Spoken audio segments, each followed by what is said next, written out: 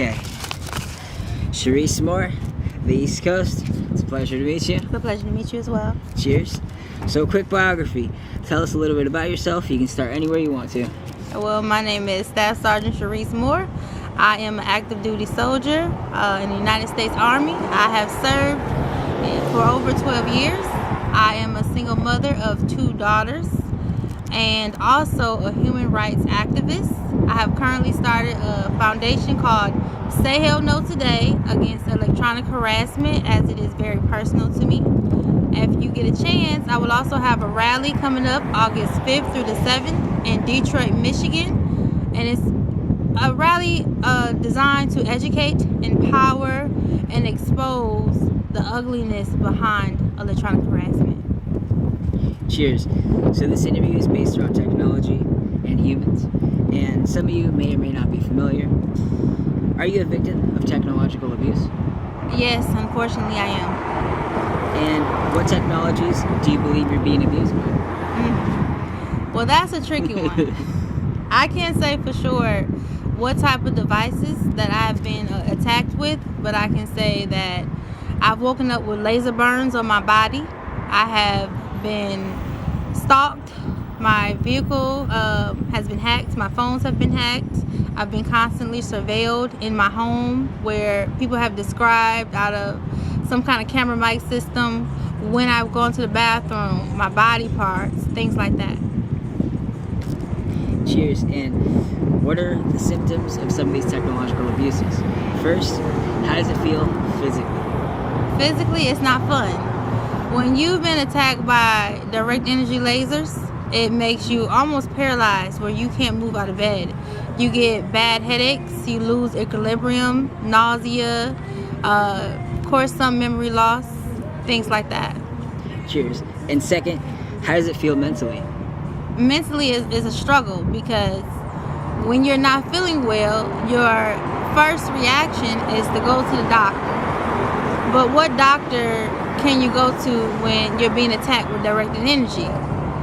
Being in the military, I expect them to be more open, because we do have equipment where we surveil people. We use aerostat balloons to ensure the safety of people on deployments and convoys. We design these energy weapons to win the wars against other countries. But when you go to the doctor, they act as though they don't exist. They try to recommend you to mental health. They try to disregard the fact that these things could be happening on American soil. And for some people who aren't too familiar, a great start would be waves, frequencies, and electromagnetics, etc. So, describe your experience in the outside world. It's a challenge. It's a challenge for myself and my daughters to even go to the Walmart, because we're constantly being surveyed and followed. So just going to the Walmart, guaranteed somebody gonna follow us off post. They follow us to these places, and then they'll try to veer off and leave like they wasn't just following us. Then we'll go in the store, we may see some of those same people in different aisles, and that's been consistent on and off for a while now. Cheers. So, you have kids. How safe and comfortable does that make you feel? And consider the military as well. It doesn't make me feel safe at all.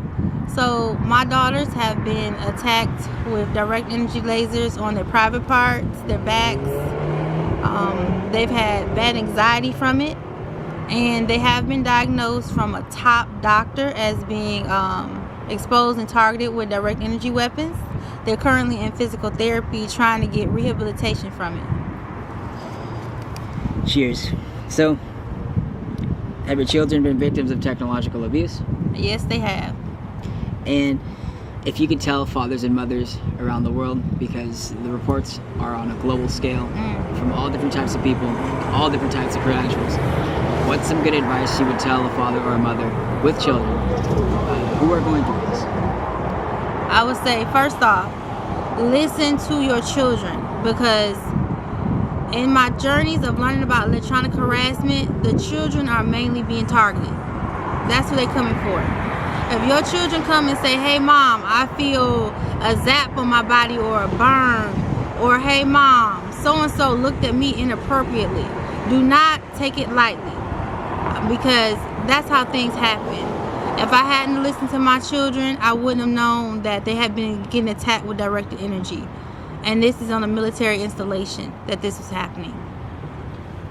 And I have gotten a lot of reports from an exceeding amount of all types of stuff. And yeah, children definitely do have an attachment to it.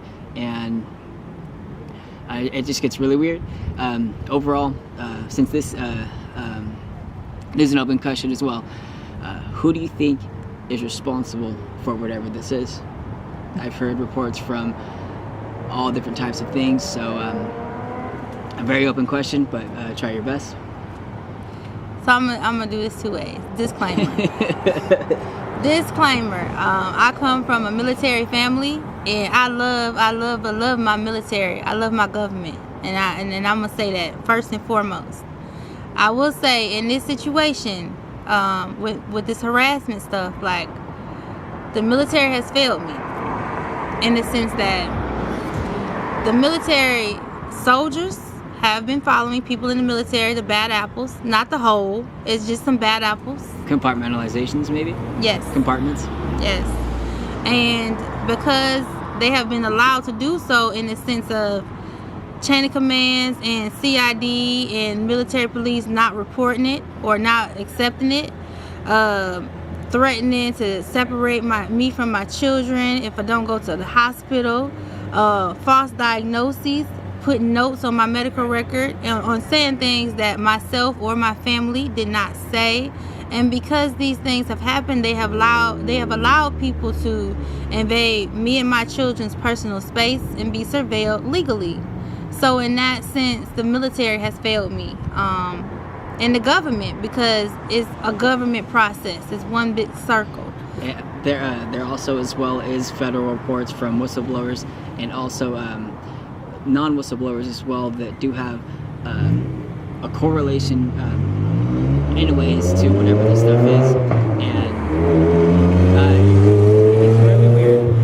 It does. And one thing that stuck out to me, one of the top leaderships told me, they said, Sergeant Moore, I know that these things are happening, but is it going to hurt you? And when I heard that, it just invoked an emotion in me. How can something like this not hurt or affect you? And this is the lack of empathy that they give you. So much to say. Overall, are you religious in any way, shape, or form? Well, yes, I am. I believe and I know that there is a God, because nobody else could have got me through the things that myself and my family have been through. And without God, me being here right now would not be possible. Thank you for your service, Cherice. I love you. Thank you.